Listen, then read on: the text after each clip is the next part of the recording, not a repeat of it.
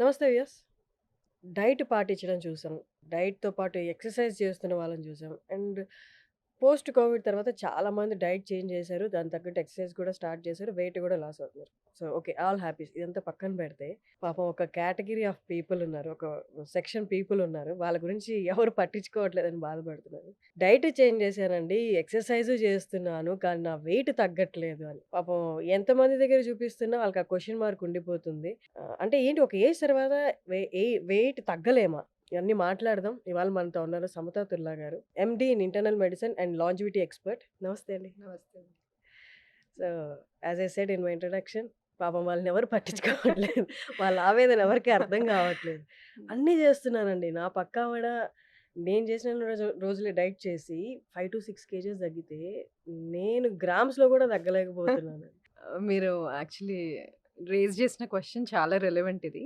అంటే అందరూ similar kind of nutritional plan ఏమన్నా ఫాలో అయ్యి, same amount of exercise follow అయినప్పుడు ఒక గ్రూప్‌లో అందరం ఒకటేలాగా వెయిట్ లాస్ అవుతామా అనేది చూస్తే అందరికీ అది డిఫరెంట్. హ్మ్. ఒకళ్ళకి పని చేసిన డైట్ ఇంకొకళ్ళకి పని చేయదు. ఒకరికి పని చేసిన ఎక్సర్సైజ్ డ్యూరేషన్ ఇంకొకళ్ళకి పని చేయదు. డిఫరెంట్ టైప్స్ ఆఫ్ ఎక్సర్సైజ్‌కి డిఫరెంట్‌గా రెస్పాండ్ అవుతాం కదా!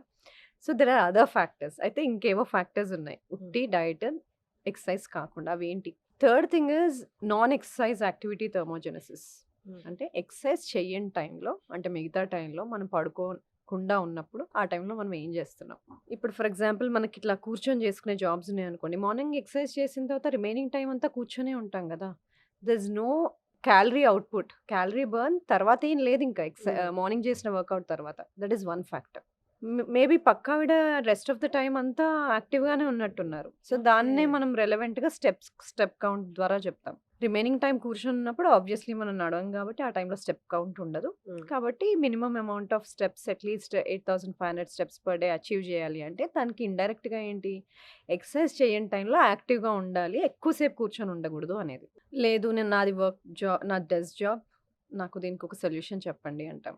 సో, అట్‌లీస్ట్ 1 అవర్‌లో ఫ్యూ స్టెప్స్ అయినా నడవాలి. హ్మ్. 1 అవర్‌లో 250 స్టెప్స్ అయినా నడవాలి. Something like that. Active minutes అనేది పెట్టుకోవాలి. 60 మినిట్స్‌లో ఫ్యూ మినిట్స్ అయినా యాక్టివ్‌గా ఉండాలి. 2, 3 అవర్స్ టుగెదర్ అలాగే కూర్చొని ఉంటాము అంటే, so, that is one thing which is affecting. కానీ ఇప్పుడు దాకా చెప్పారు గదా! హ్మ్. రోజులో ఒక 30 మినిట్స్ వాక్ చేస్తే సరిపోతది. బ్రిస్క్ వాక్ అయినా హ్మ్. సరిపోతది. అంటే ఇవన్నీ మిత్తా? ఇవన్నీ వర్కౌట్ అవ్వవా? ఎక్సర్సైజ్ డిఫరెంట్ ఫార్మ్స్ కదా! హ్మ్. ఇవాళ డైలీ సెడెంటరీగా అసలు ఎక్సర్సైజ్ చేయని వ్యక్తికి నువ్వు ఇవాళ సడెన్‌గా 1 అవర్ ఆఫ్ ఎక్సర్సైజ్ చేసి, అది చేసి, ఇది చేసి అంటే బాడీ నెక్స్ట్ డే టైర్డ్ అయిపోయి పడుకుంటాడు. Next day he can't do it. బిగినర్స్‌కి to start somewhere what is the basic thing? Yeah! Cycling గాని, స్విమ్మింగ్ గాని, యోగా గాని, వాకింగ్ గాని. Minimum 30 minutes per day at least 5 days a week. Hmm. ఇది కూడా చేస్తున్నాం. అలవాటయిపోయింది. రికవరీ బావుంది. నెక్స్ట్ డే పెయిన్స్ లేవు. లేస్తున్నాను. What next? లేదు 35 ప్లస్ ఉన్నాము, 40 ప్లస్ ఉన్నాము. Add strength training also. ఎందుకంటే ఇది చాలా సార్లు చెప్పాను గూడా. హ్మ్. మనం 40 ఇయర్స్ తర్వాత every year we lose at least 1% of muscle mass. Yeah! ఆ మసిల్ తగ్గుతూ ఉన్నప్పుడు ఏజ్ రిలేటెడ్ మసిల్ లాస్ వచ్చినప్పుడు ఆల్ ఏజ్ రిలేటెడ్ డిసీజెస్ వచ్చేస్తాయి. హ్మ్. లైక్ ఆస్టియోఆర్థరైటిస్, గుండె జబ్బులు, type 2 diabetes, cholesterol issues, hypertension ఇవన్నీ. So, one way of preventing or delaying it is preserve muscle mass. ఎలా preserve చేస్తావు?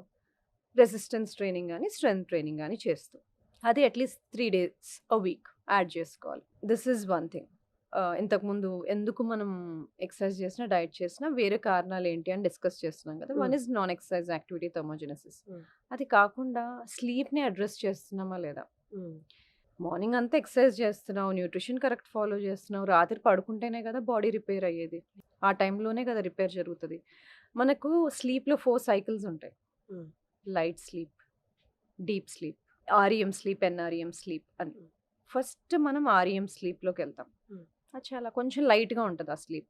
అదొక 2, 3 అవర్స్ అయిన తర్వాత మనం NREM sleep, non rapid eye movement స్లీప్‌లోకెళ్తాం. That is the deep sleep. Okay. ఆ టైంలో all human growth hormone release అవ్వడము, రిపేర్ జరగడము, మసిల్ మార్నింగ్ చేసిన మసిల్‌లో ప్రోటీన్ సింథసైజ్ అవ్వడము, హ్మ్. రెస్టోర్ అవ్వడము ఆ టైంలో జరుగుతది. హ్మ్. అంటే డీప్ స్లీప్ ఈస్ ఇంపార్టెంట్. అయితే అందరము are we going through the deep sleep? లేదు. ఇప్పుడు చాలా మందికి నేను స్లీప్ అసెస్ చేయడానికి డిఫరెంట్ టెస్ట్ చేస్తాము, లేదా వేరబుల్స్ యూస్ చేస్తాము. హ్మ్. ఐ సీన్ దెమ్ కదా, అట్లీస్ట్ మన ఫుల్ పడుకునే లెంత్ ఆఫ్ పీరియడ్లో 50% ఆఫ్ ద టైం మనం డీప్ స్లీప్లో స్పెండ్ చేయాలి, అంటే ఎన్ఆర్ఈఎంలో స్పెండ్ చేయాలి. హ్మ్. అలా చేస్తున్నామంటే that means we are recovering well. మనకు తెలియదు, మనం పడుకునే ఉంటాం, ఆ సైకిల్స్ ఎలా అవుతున్నాయి, అసలు మనం దాంట్లోకి వెళ్తున్నామా లేదా మనకు తెలియదు. అవి ఎలా అసెస్ చేస్తాము? Some form of testing methodologies. Yeah. So that thing sleep should be corrected. Hmm. కొంతమంది ఈ డౌట్స్ కూడా అడుగుతారు, what is the minimum sleep, ఎంత పడుకోవాలి? Hmm. So it can be from 6 to 8 hours. Excessive is dangerous, less than 5 hours also is dangerous. Okay. 6 to 8 hours optimum. Hmm. Okay, 6 to 8 hours అన్నారు, నేను 6 hours night పడుకొని 2 hours afternoon పడుకోవచ్చు అంటారు. It's up to you. కానీ interruption లేకుండా ఒక 5 to 6 hours పడుకోవాలి, interruption లేకుండా, మధ్యలో లెగకుండా. So that is one thing. So sleep, non exercise activity, thermogenesis. And fifth thing is stress. Hmm. Stress management లేకపోతే, స్ట్రెస్ అందరికీ ఉంటుంది, Yeah. మేనేజ్ చేసుకోవాలి. అప్పుడప్పుడు ఉండే స్ట్రెస్సెస్ ఓకే, ఇప్పుడు పాడ్కాస్ట్కి వస్తున్నాం, కొంచెం టెన్షన్గా ఉంది, కెమెరా ఫేస్ చేయాలి, ఇలాంటివి ఓకే. Hmm. ఎగ్జామ్ వస్తుంది, Yeah. ఇలాంటివి ఓకే. కానీ ఎవ్రీడే ప్రతి ఈవెంట్ని, ప్రతి మూమెంట్ని స్ట్రెస్ఫుల్గా తీసుకొని ఉండే వాళ్ళని And ఆ చూస్తూ stress ఉంటాం. కూడా prolonged stress ఉంటుంది. ప్రొలాంగ్ స్ట్రెస్, మీరు అన్నది Hmm. కరెక్ట్. అప్పుడప్పుడు వచ్చే stress fine. Hmm. Prolong stress, long term stress, క్రానికల్గా అసలు స్ట్రెస్లో ఉన్నప్పుడు, లైక్ ఫ్యామిలీ ఇష్యూస్ కానీ, ఫైనాన్షియల్ ఇష్యూస్ కానీ, వర్క్ రిలేటెడ్ క్రానిక్ స్ట్రెస్లో ఉన్నప్పుడు మనకి స్ట్రెస్ హార్మోన్ కార్టిజాల్ ఉంటుంది కదా, Hmm. అది రెగ్యులేట్ అవుతుంది. కానీ మనం క్రానిక్ స్ట్రెస్ ఉన్నప్పుడు అది కొంచెం కొంచెం కొంచెం కొంచెం ఎలివేట్ అవుతూ పోతుంది. అది ఎలివేటెడ్ కార్టిజాల్ మనకి బాడీకి మంచిది కాదు. Hmm. వెయిట్ గెయిన్ అవుతాము, డిప్రెస్డ్గా ఫీల్ అవుతాము, ఇలాంటివి ఉంటాయి. కాబట్టి stress management, Hmm. Sleep, non exercise activity, thermogenesis, NEAT Hmm. Also are important, Hmm. Along with food and exercise to Okay. Maintain healthy body weight. So ఇవి పాటించి చూస్తే మేబీ మీరు ఒక్కసారి వెయిట్ తగ్గే సూచనలు ఏమో కనిపిస్తాయేమో. అండ్ ఇంకొకటి ఇందాక అడుగుదాం అనుకున్నాను మీరు చెప్తున్నప్పుడు, నువ్వు వర్కౌట్ తర్వాత ఐ వాస్ టోల్డ్, అంటే నా యోగా టీచర్ చెప్పారు, ఫ్యూ అంటే జిమ్ మాస్టర్స్ కూడా చెప్పారు, ఇమీడియట్లీ ఆఫ్టర్ ఎక్సర్సైజ్ ఒక 15 to 20 minutes ఆర్ 15 minutes ఒక న్యాప్ తీసుకుంటే వెయిట్ లాస్ కానీ, లేకపోతే నువ్వు ఎందుకైతే వర్కౌట్ చేసావో మజిల్ బిల్డ్ కాదంటే అది ఎక్కువ హెల్ప్ అవుతుంది, ఇంకా ఫాస్ట్ అవుతుంది అని. How far this is true? స్లీప్తో మసిల్ రికవరీ అవుతుంది అన్నది డెఫినెట్లీ ట్రూ. ఇమీడియట్లీ కానీ అది ఇమ్మీడియట్గా తీసుకోవాలా అనేది ఇప్పుడు లాట్ ఆఫ్ స్టడీస్ ఉన్నాయి. It is not showing so much difference. ఇమ్మీడియట్గా పడుకోవడానికి, నైట్ పడుకోవడానికి ఎక్కువ డిఫరెన్స్ చూపెట్టట్లేదు. అలాగే ప్రోటీన్ ఇంటేక్ కూడా, నువ్వు వర్కౌట్ చేస్తున్నావు, స్ట్రెంథనింగ్ ఎక్సర్సైజ్ చేస్తున్నావు అంటే adequate protein, at least 1.2 grams per kg body weight తీసుకోవాలి అట్లీస్ట్. ఎందుకంటే ఆ మసిల్ రికవర్ అవ్వాలి కదా, you're using muscle to strength train. So protein consumption కూడా ఇంతకు ముందు with in half an hour తీసేసుకోవాలి protein intake, then only will rebuild, అలాంటి కాన్సెప్ట్స్ ఉండేవి. But now it is not anymore true, ఎందుకంటే every day science is evolving, కొత్త studies వస్తూనే ఉంటాయి.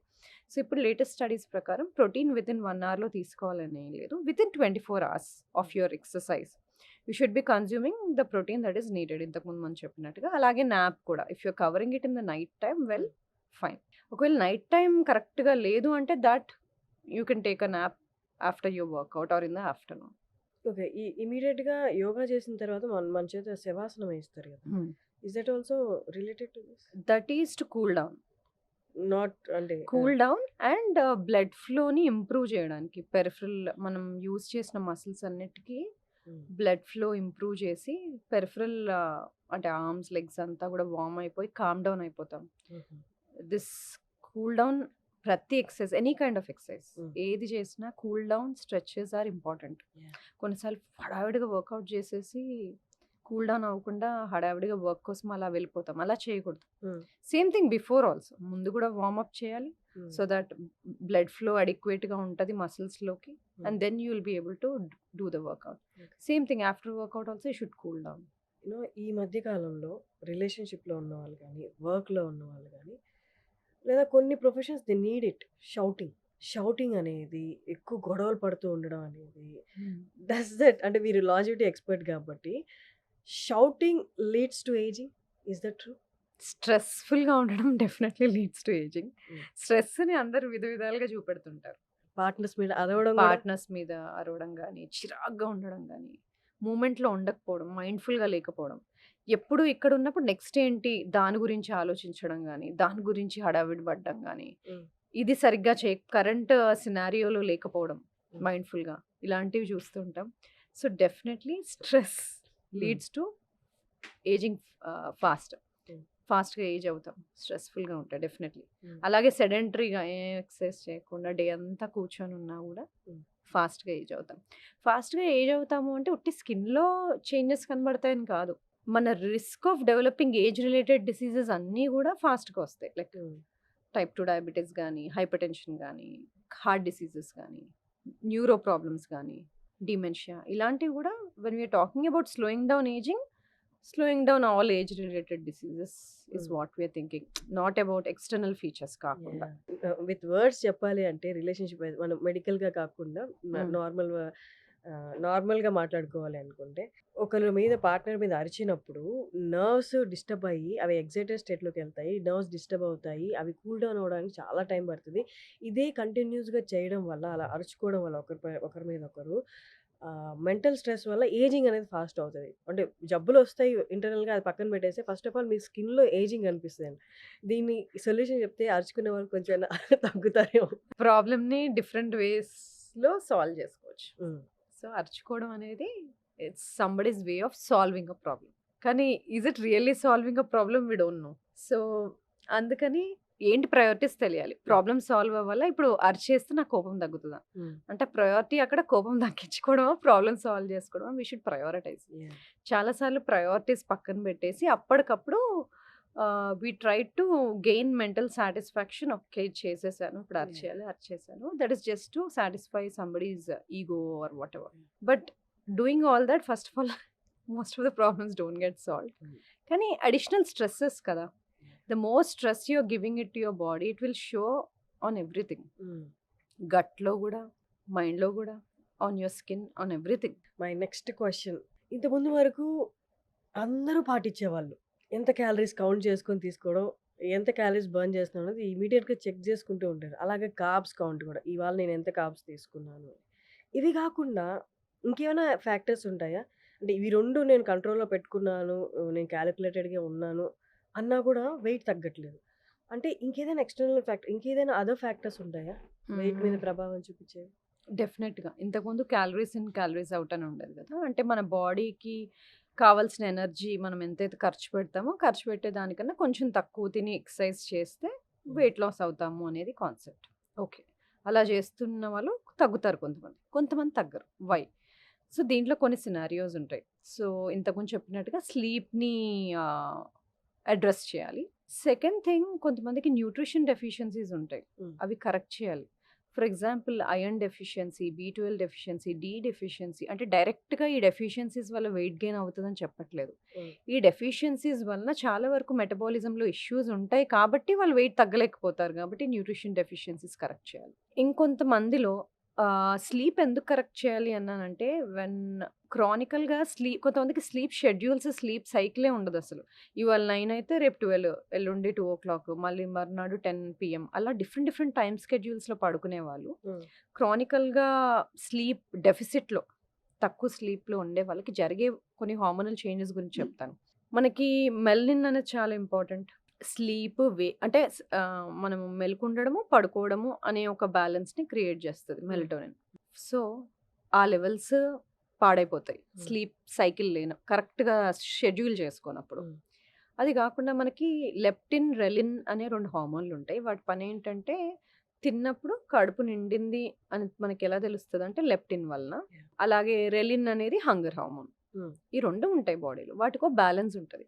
ఈ స్లీప్ షెడ్యూల్ పోయినప్పుడు వాటిలో బ్యాలెన్స్ కూడా పోతది.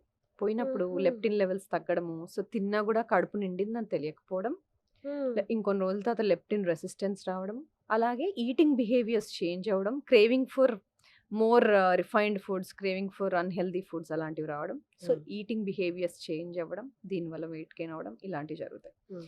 ఇవి కాకుండా స్లీప్‌తో కార్టిజాల్, ఇన్సులిన్ కూడా రిలేటెడ్ ఉంటది. సో, అవన్నిటి వల్ల గూడా మెటబాలిజం ఇష్యూస్ ఒస్తాయి. మన ఫుడ్ ఎనర్జీగా ఎలా వాడుకుంటాం అనేవి చేంజ్ అయిపోతాయి. సో, సింపుల్‌గా అనిపిస్తది స్లీప్ చాలా రిలేటెడ్ అని గాని, ఇన్ని హార్మోన్స్ దెబ్బతింటాయి కాబట్టి, స్లీప్ కరెక్ట్‌గా పెట్టుకుంటే all of these hormones fall in place. So కానీ that is other important thing. కానీ చాలా మందికి నిద్రలేమి ఉన్న వాళ్ళ పర్సంటేజ్ రోజు రోజుకి ఎక్కువైపోతుంది. Reasons whatever may be the reasons.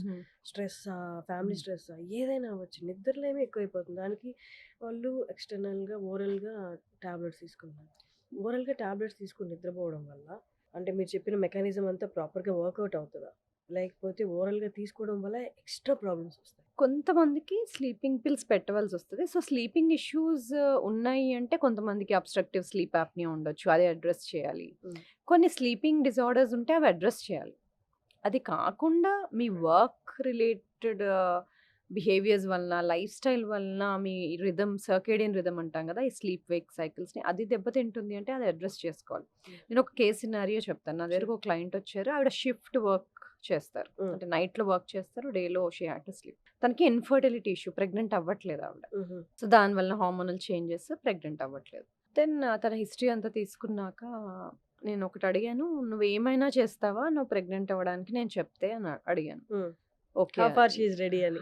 How far she is ready to become pregnant. Okay. I want to give my 100% అని. ఆ! నేనన్నాను, "నీ లైఫ్ స్టైల్‌ని సెట్ చేస్తే చాలా చేంజెస్ జరుగుతాయి. There are chances of you becoming బెటర్‌గా ఫీల్ అవుతావు నువ్వు first thing. Are you ready to do those changes" అంటే యెస్ అన్నాను. హ్మ్.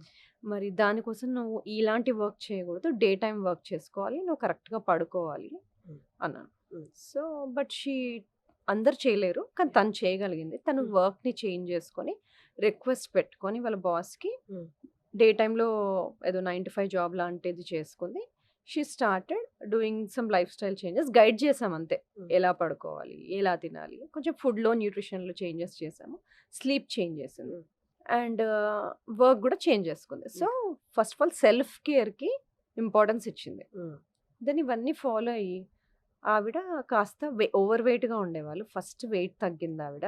తర్వాత 2, 3 సైకిల్స్ తర్వాత వెయిట్ తగ్గిన తర్వాత న్యాచురల్‌గా కన్సీవ్ అయింది. హుహు. సో, ఇదొక ఎగ్జాంపుల్. హ్మ్. అంటే అందరికీ ఇలాగే జరుగుతది. అన్ని ఇన్‌ఫర్టిలిటీ కేసెస్‌కి ఇలాంటి సొల్యూషనే ఉంటది అని చెప్పట్లేదు. హ్మ్. కొంతమందికి హార్మోనల్ రెగ్యులేషన్స్‌కి they may need hormonal pills కూడా. Depending on the case scenario. Depending on the individual. కానీ half of the problems hmm. Solve చేయొచ్చు. Hmm. If we can correct their circadian rhythm solve చేయొచ్చు. ఎందుకంటే బ్రెయిన్‌లో మనకి సూప్రాకియాస్మాటిక్ nucleus అని ఉంటది. హ్మ్.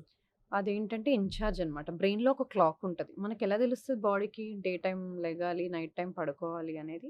ఆ క్లాక్ మన బాడీ మెకానిజమ్స్‌ని అలైన్ చేసి, ఈ టైంలో హార్మోన్స్ రిలీజ్ చేయాలి, ఈ టైంలో తక్కువ రిలీజ్ చేయాలి, హ్మ్. ఈ టైంలో వేక్‌ఫుల్‌గా ఉంచాలి, ఈ టైంలో బాడీని పడుకోబెట్టాలి అనే ఒక మెకానిజం ఉంటుంది. యాహ్!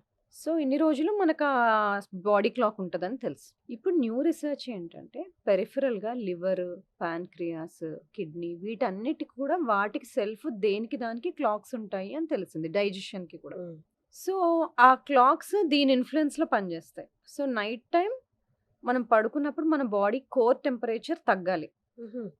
అది బాడీ హార్ట్ రేట్ డ్రాప్ అవ్వాలి. హ్మ్. 2 అవ్వాలి. హ్మ్.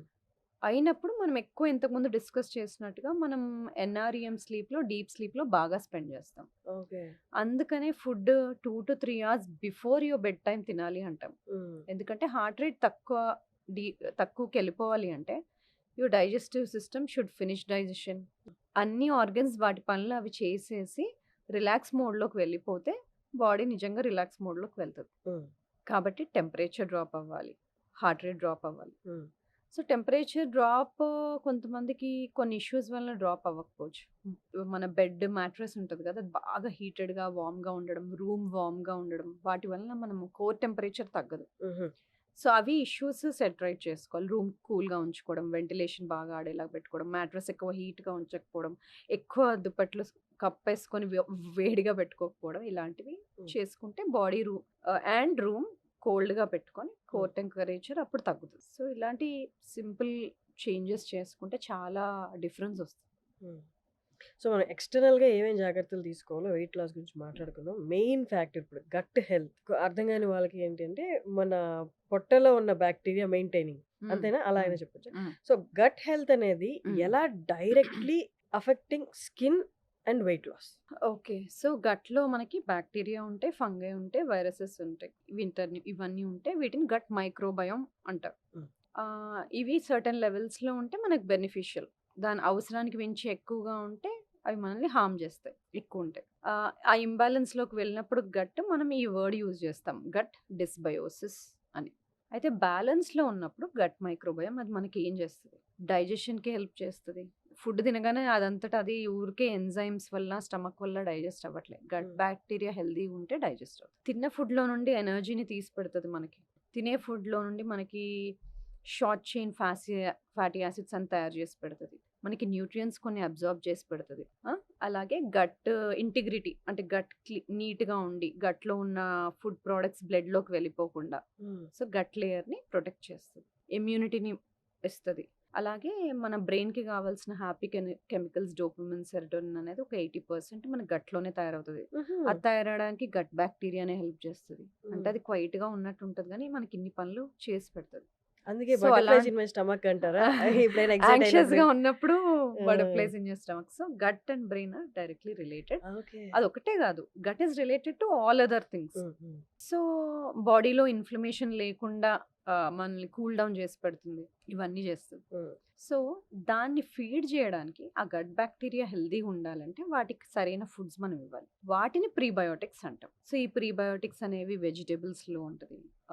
గ్రెయిన్స్‌లో ఉంటది. రైస్‌లో ఉంటది.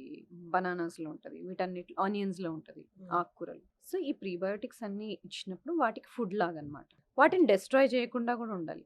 ఆ ఇంబాలెన్స్ చేయకుండా ఉండాలి. ఆ ఇంబాలెన్స్ ఎందుకు అవుతున్నాయి ఈ మధ్య ఎక్కువ శాతం? షుగర్ వల్ల. హుహు. Sugar is not very good for them. Sugar వల్ల. Hmm. Refined foods, trans fatty acids బాగా నూనెలో వేయించిన పదార్థాలు. కొన్నిసార్లు వీట్, గ్లూటెన్ ఇప్పుడు జెనెటికలీ మోడిఫైడ్ వీట్ ఏదైతే ఉందో, హ్మ్.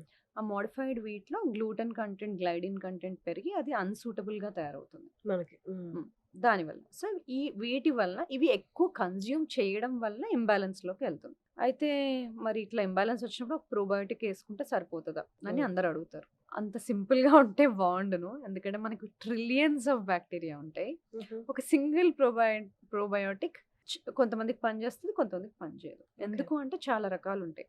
దానిలో కామన్‌గా ఇంపార్టెంట్‌వి ఒక 4, 5 చెప్తాను. లాక్టోబాసిల్లస్ అంటాం. హ్మ్. అది చాలా వరకు మనకి ఇబ్బందులున్నప్పుడు, గట్ ఇష్యూస్ ఉన్నప్పుడు మనం వేసుకుంటాం. హ్మ్. సో, వెంటనే అది ఇమ్యూనిటీ ప్రొవైడ్ చేస్తది. గట్ ఇంటిగ్రిటీ అన్నాం గదా! గట్ లేయర్‌ని ప్రొటెక్ట్ చేస్తది. హ్మ్. అలాగే బైఫిడోబాక్టీరియం అంటాం. తినే ఫుడ్‌లో నుండి ఎనర్జీ ఎక్స్ట్రాక్ట్ చేస్తది హ్మ్.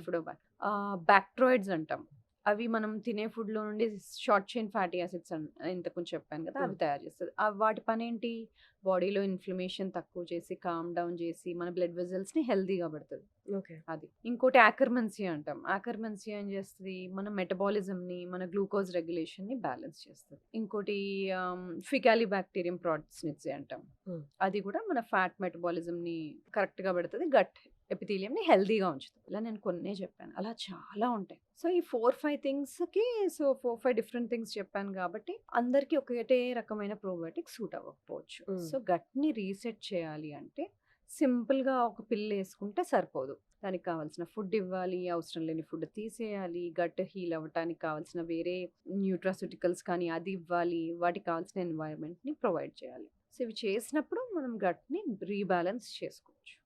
గట్ హెల్తీగా లేదు అనడానికి నేను విన్నది but you tell me how far this gut ప్రాపర్‌గా లేదు. గట్ హెల్త్ ప్రాపర్‌గా లేదనడానికి మెయిన్ మెడ మెడపాటు నల్లగైపోద్ది.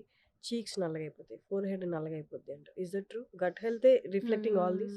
కొన్నిసార్లు అకాంతోసిస్ నిగ్రిసెన్స్ అంటాం. అది నెక్ చుట్టూత నల్లగా వస్తది. అది ఇన్సులిన్ రెసిస్టెన్స్ ఉండే వాళ్ళకి, లేదా షుగర్ బార్డర్ లైన్ ఉండే వాళ్ళకి. హుహు.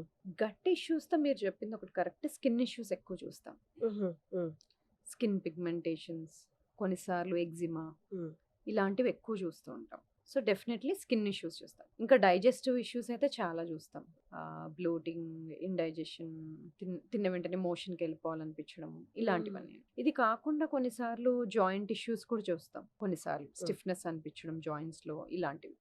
మూడ్ డిస్టర్బెన్సెస్, యాంగ్జైటీగా, డిప్రెస్డ్‌గా అనిపించడం. నేను డిప్రెషన్ గురించి చెప్పట్లేదు. డిప్రెస్డ్ మూడ్ గురించి చెప్తున్నాను. హ్మ్. అలా అనిపించడం. మూడ్ డిస్టర్బెన్సెస్ ఇలాంటివి కూడా ఉంటాయి. హ్మ్. సో, గట్ హెల్త్ బాలేదని చెప్పడానికి ఇలా వేరే వేరే సింప్టమ్స్ ఉండొచ్చు. అండ్ ఇంకొకటి మెయిన్ అపోహ ఏంటి అంటే గట్ హెల్త్ అనేది లావుగా ఉన్న వాళ్ళకి బాగుండదు. సన్నగా ఉన్న వాళ్ళకి, నాజూగ్గా ఉన్న వాళ్ళకి గట్ హెల్త్ బానే ఉంటది అన్నది అంటే ఆ! మెయిన్‌లీ ఫుడ్ తీసుకొని ఇంబాలెన్స్ అవ్వడం వల్ల బాక్టీరియా వాళ్ళకే వస్తది అనుకుంటారు. హ్మ్. ఇది ట్రూనా? కాదు. సన్నగా ఉన్నవాళ్ళు హెల్తీగా ఉన్నారని ఎలా చెప్తాం? కాబట్టి సన్నగా ఉంటే హెల్తీగా ఉన్నట్టేం కాదు. సన్నగా ఉన్నారంటే స్కిన్ కింద కొవ్వు లేదని. సబ్‌క్యూటేనియస్ ఫ్యాట్ తక్కువగా ఉందని. అంతేగాని విసరల్ ఫ్యాట్ తక్కువుందని కాదు. విసరల్ ఫ్యాట్ కనిపియదు కదా సన్నగా ఉంటే. అది లోపల పొట్టలో మన లివర్ చుట్టూ, ఆర్గన్స్ చుట్టూ ఉంటది. సో, సన్నగా ఉన్నా, లావుగా ఉన్నా విసరల్ ఫ్యాట్ ఉంటే అది హెల్తీ కాదు. ఓకే. సో, సన్నగా ఉండి అన్‌హెల్తీ ఉండొచ్చు. హ్మ్. లావుగా ఉండి హెల్త్ హెల్తీ గూడా ఉండొచ్చు. ఓకే. మేబీ లావుగా ఉన్న వాళ్ళకి స్కిన్ కింద సబ్‌క్యూటేనియస్ ఫ్యాటే ఉండుండొచ్చు. వాళ్ళకి విసరల్ ఫ్యాట్ తక్కువ ఉండుండొచ్చు. సో, హుహు. విసరల్ ఫ్యాట్‌ని ఎలా అసెస్ చేస్తాం? మెజర్‌మెంట్స్ చేసుకోవచ్చు, స్కాన్స్ చేసుకోవచ్చు, ఇమేజింగ్ చేసుకోవచ్చు. మెజర్‌మెంట్ చేసుకుంటే వేస్ట్ టు హిప్ రేషియో అంటాం. హ్మ్.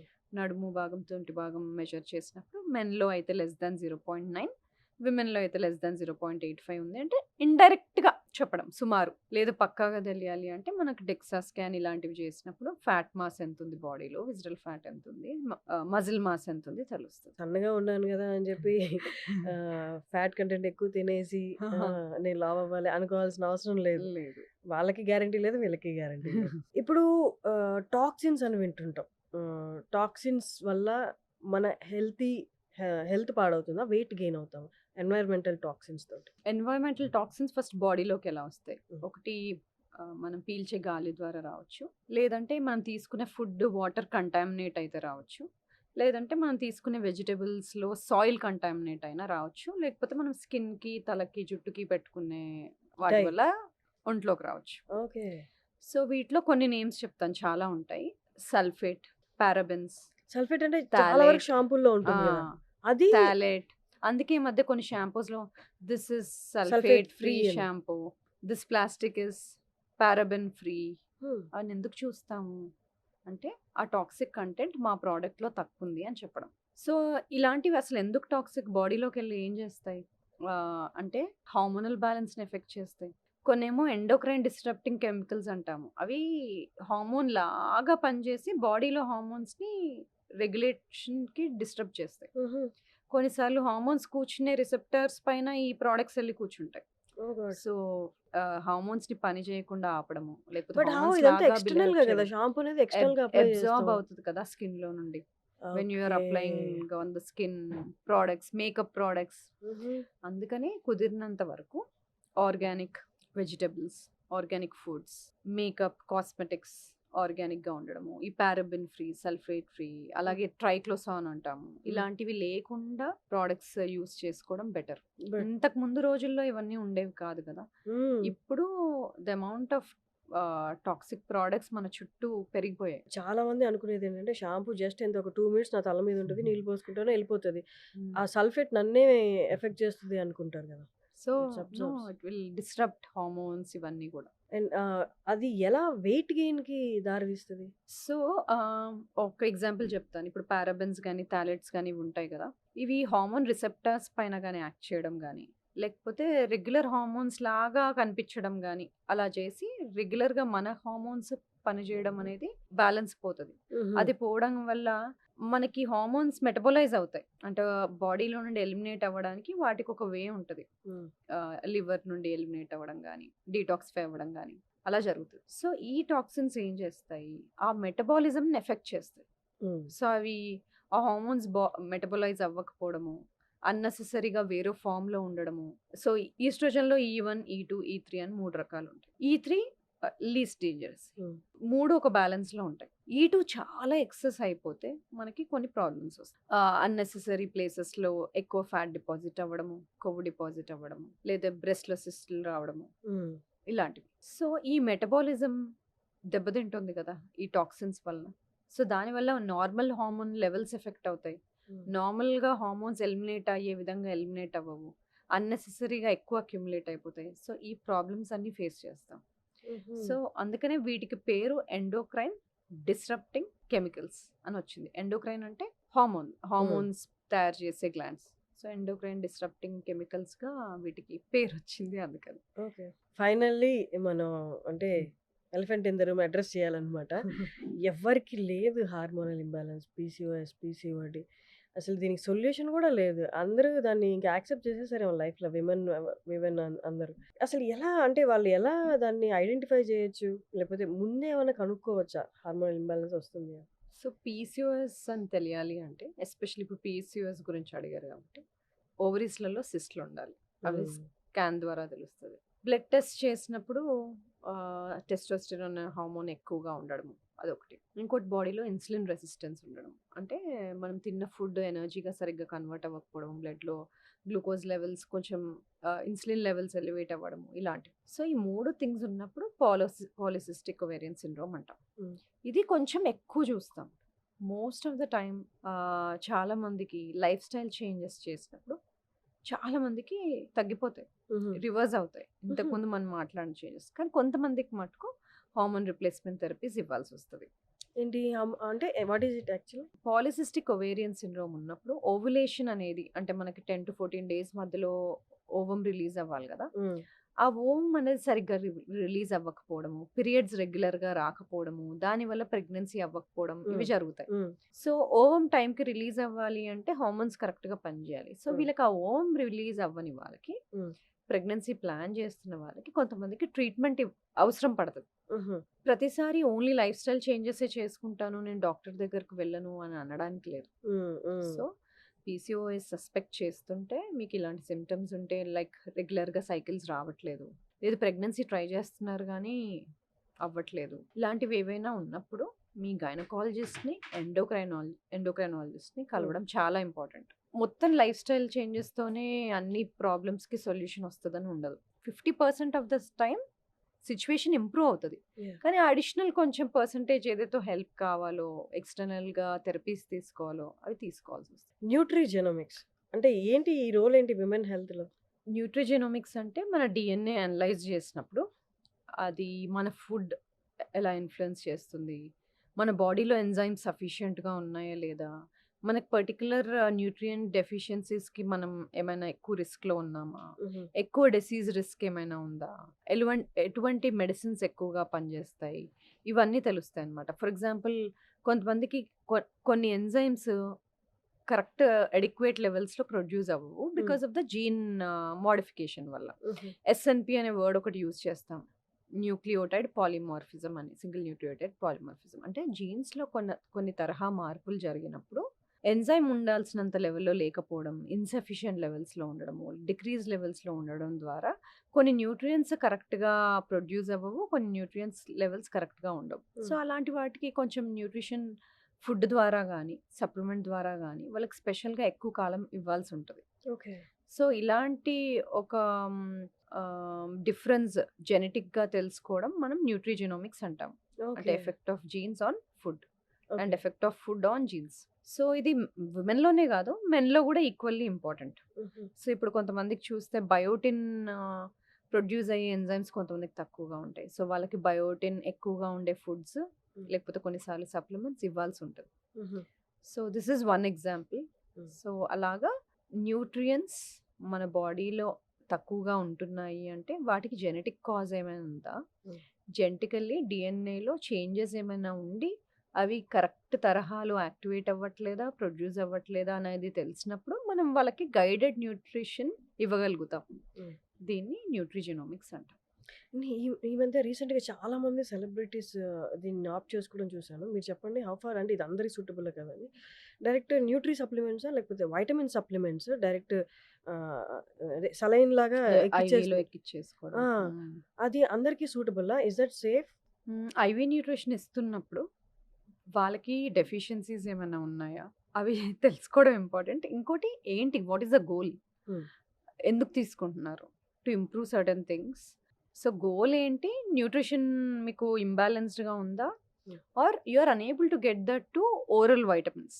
కొన్నిసార్లు డెఫిషియన్సీస్ ఉన్నప్పుడు ఓరల్ వైటమిన్స్ సూటబుల్‌గా లేదు, గట్ హెల్త్ సరిగ్గా లేదు, అబ్జార్ప్షన్ సరిగ్గా లేదు, లేకపోతే చాలా డెఫిషియెంట్‌గా ఉంది, ఇమ్మీడియేట్‌గా కరెక్ట్ అయిపోవాలి, చాలా టైం దీని మీద వేస్ట్ చేసుకోవడానికి లేదు. ఇలాంటి డిఫరెంట్ ఫ్యాక్టర్స్ మీద ఓకే. ఐవీ న్యూట్రిషన్ ఇవ్వాల్సుంటది. ఐవీ న్యూట్రిషన్‌లో చాలా న్యూట్రియన్స్ ఉంటాయి, మినరల్స్ ఉంటాయి. Depending on the need, what is the need అన్న దాన్ని బట్టి మనం ఆ particular vitamins or nutrients choose చేస్తాం. ఓకే. సో, అందరికీ ఒకటే సూటబుల్లా అంటే may not be. Hmm. So, కొంచెం చేంజెస్ చేసుకోవాల్సుంటది. సో, ఏదైనా దాని డాక్టర్‌నైతే కన్సల్ట్ చేసి తీసుకోవాలి. నార్మల్‌గా చాలా చోట్ల చూసేస్తున్నాము. అంటే డాక్టర్స్ ద్వారా కాకుండా హ్మ్. సప్లిమెంట్స్ పెట్టేయడం. హ్మ్. మేబీ దే షుడ్ గో కదా! దానివల్ల డాక్టర్‌ని ఎఫెక్ట్స్ ఉండవు. కలిసి అసలు హ్మ్. కాజ్ ఏంటి? ప్రాబ్లమ్ ఏంటి? టెస్ట్ చేసుకొని, చూసుకొని దెన్ తీసుకుంటే సేఫ్. దానివల్ల మళ్ళీ ఇంకా ఏ ఆ! ఎఫెక్ట్స్ రాకుండా side effects. It's great talking to Samatha garu. Thank you thank you so Harshini. Much. Thank you. It's అంటే ఎప్పుడు మాట్లాడినా మీతో కొన్ని మీరు చెప్తుంటే ఐ ఓపెనింగ్‌లా ఉంటాయన్నమాట. చిన్న చిన్న జాగ్రత్తలే. బట్ హ్మ్. మన వ్యూయర్స్ కూడా లాస్ట్ టైమ్ లాగా ఇప్పుడు కూడా చూసి పాటిస్తే నో ఫస్ట్ హెల్త్ సరిగ్గా ఉంటే అదే రిచ్ అన్నట్టు కదా! హ్మ్. Thank you so much for coming again. Thank you. Thank you. Thank you.